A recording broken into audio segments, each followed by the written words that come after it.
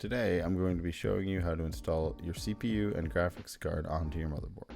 You're going to need motherboard, your CPU, your graphics card, your stock cooler, a small tube of thermal paste, and a Phillips head screwdriver.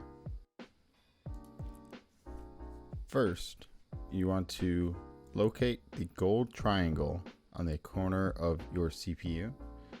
Next, locate the gold triangle's position marked on the socket of the motherboard.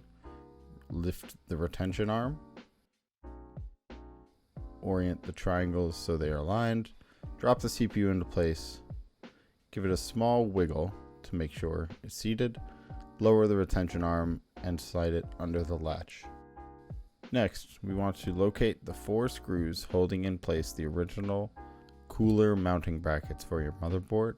Remove the screws and then take out the plastic holders, keeping them in your motherboard's box. Then take your tube of thermal compound and along the center of the CPU, make a line about the size of an uncooked grain of rice. Take your CPU's stock cooler, align the 4 screws on the top of the cooler with the 4 holes around your motherboard socket, and then proceed to tighten down the cooler in a cross pattern.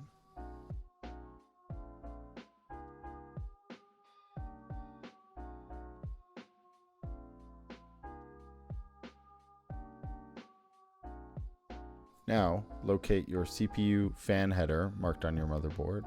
Align the grooves on the connector from your cooler and insert. Finally, for the graphics card, push back the retention arm on the top PCIe slot on your motherboard.